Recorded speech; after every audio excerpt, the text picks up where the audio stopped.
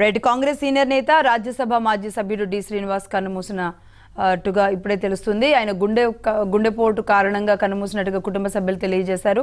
ఆయన చాలా రోజుల నుంచి అనారోగ్య సమస్యలతో ఇబ్బంది పడుతున్నారు. కాంగ్రెస్ సీనియర్ నేతగా రాజ్యసభ సభ్యుడిగా ఆయన ప్రస్తుతానికి పనిచేస్తూ ఉన్నారు డి శ్రీనివాస్. ఆయన ఈ మధ్యనే బీఆర్ఎస్ పార్టీ నుంచి ఆయన కాంగ్రెస్లోకి ఎన్నికలకి ముందుగానే ఆయన వెళ్లిన సంగతి అందరికీ తెలిసిందే. నిజామాబాద్ ఎంపీ ధర్మపురి అరవింద్ రెండో కుమారుడు శ్రీనివాస్ ఇద్దరు నిజామాబాద్ మేయర్గా పనిచేశారు. డి శ్రీనివాస్ పెద్ద కుమారుడు సంజయ్, అలాగే ధర్మపురి అరవింద్, సంజయ్ ఇద్దరు కుమారులు ఉన్నారు. ధర్మపురి అరవింద్ అందరికీ తెలిసిన వ్యక్తే.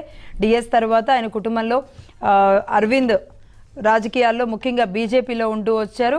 ఆయన బీజేపీలో ఈయన బీఆర్ఎస్ పార్టీలో ఉన్నప్పటికీ కూడా మళ్ళీ సొంత గూటికి డిఎస్ వెళ్ళిపోవడంతో ఒక రకంగా కాంగ్రెస్ ఆ సమయంలో కాంగ్రెస్ ఎన్నికల ముందు ఆయన వెళ్లడంతో ఆయనకున్న క్యాడర్ కానీ రాష్ట్ర వ్యాప్తంగా కానీ ఇన్ఫ్లుయెన్స్ కూడా చాలా బాగా పనిచేసింది అని చెప్పాలి. కాంగ్రెస్ సీనియర్ నేత రాజ్యసభ మాజీ సభ్యుడు ధర్మపురి శ్రీనివాస్ కన్నుమూశారు. ఆయన చాలా నెలల నుంచి అనారోగ్యంతో బాధపడుతూ వస్తున్నారు. హైదరాబాద్లోని ఆయన నివాసంలో తెల్లవారుజామున 3 గంటలకు ఆయన మరణించినట్లుగా కుటుంబ సభ్యులు వెల్లడించారు. డిఎస్ గత కొంతకాలంగానే ఆయన అనారోగ్యంతో బాధపడుతున్నారు. ఎన్నికల తర్వాత కూడా డిఎస్కి ఒక ప్రత్యేక స్థానం కల్పించాలని కాంగ్రెస్ అధిష్టానం భావించినప్పటికీ కూడా కుటుంబ సభ్యులే స్వయంగా ఆయన అనారోగ్యంతో ఇబ్బంది పడుతున్నారు, ఆయన ఆరోగ్యం సహకరించేలాగా లేదు అనేది స్వయంగా ఆయన సతీమణి అలాగే కుటుంబ సభ్యులు చెప్పిన తరువాత ఒక రకంగా విరమించుకున్నారు. ఆయనకి డిప్యూటీ సీఎం లాంటి హోదా కూడా ఇవ్వాలని కాంగ్రెస్ ఒక రకంగా మొదట్లో తెలంగాణలో అధికారంలోకి వచ్చిన తర్వాత కాంగ్రెస్ భావించిన సంగతి తెలిసిందే. ముఖ్యంగా ధర్మపురి శ్రీనివాస్గా అంటే అసలు ఆయన పేరు ధర్మపురి శ్రీనివాస్, కానీ డిఎస్ గాని మాత్రమే మొత్తం తెలంగాణ సమాజానికి కాంగ్రెస్ క్యాడర్కి మొత్తానికి తెలుసు. ముఖ్యంగా పీసీసీగా బాధ్యతలు కూడా స్వీకరించడంతో 2 తెలుగు రాష్ట్రాల్లో కూడా ఆయనకు ఒక పట్టున్న నాయకుడిగా కూడా ఉన్నారు. ఆయన సెప్టెంబర్ 27, 1948లో జన్మించారు. నిజామాబాద్ జిల్లా వేల్పూరు ఆయన స్వగ్రామం. కాంగ్రెస్ పార్టీ నుంచి రాజకీయ జీవితాన్ని ప్రారంభించారు డిఎస్. 1983లో అసెంబ్లీ ఎన్నికల్లో పోటీ చేశారు. 3 సార్లు ఎమ్మెల్యేగా మంత్రిగా కూడా పనిచేశారు డిఎస్. 8 సార్లు ఎమ్మెల్యేగా పోటీ చేసి 3 సార్లు గెలిచారు. 7 సార్లు నిజామాబాద్ అర్బన్ అలాగే ఒకసారి రూరల్లో కూడా ఆయన పోటీ చేశారు. ఉమ్మడి ఏపీలో కాంగ్రెస్ పార్టీలో చాలా కీలకంగా పనిచేశారు డిఎస్. మరి ముఖ్యంగా వివాద రహితుడిగా, వివాదాలు వచ్చినప్పుడు ట్రబుల్ షూటర్గా కూడా డిఎస్ చాలా కీ రోల్ పోషించారు కాంగ్రెస్లో. 2014 వరకు తెలంగాణ కాంగ్రెస్లో ఒక రకంగా నెంబర్ 2గానే ఉన్నారు డిఎస్.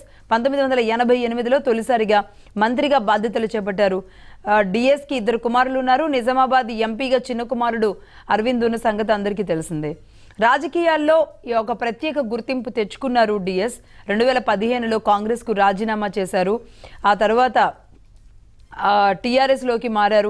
టీఆర్ఎస్ నుంచి రాజ్యసభ సభ్యుడిగా పనిచేశారు. కానీ డిఎస్కి కాంగ్రెస్లో ఉన్నప్పుడు ఎలాంటి ప్రాధాన్యం ఉందో ఆ ప్రాధాన్యం మాత్రం బీఆర్ఎస్ పార్టీలో ఆయనకి దక్కలేదు అని ఖచ్చితంగా చెప్పొచ్చు.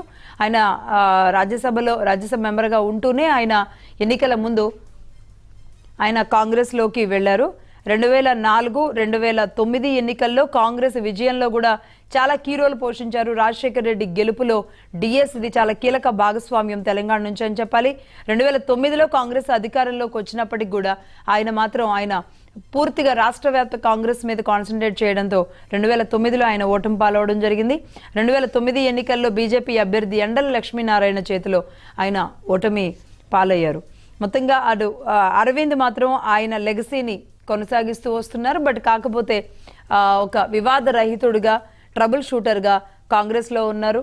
అలాగే ఆగ్రహం వచ్చినప్పుడు కాంగ్రెస్ పెద్దలను ఎదిరించడంలో కూడా ఒక రకంగా డిఎస్ ముందుండేవాళ్ళు. తెలంగాణ ఉద్యమంలో కూడా ఆ పెద్దరిక పాత్ర కాంగ్రెస్ నుంచి డిఎస్ పోషించారు అని చెప్పాలి.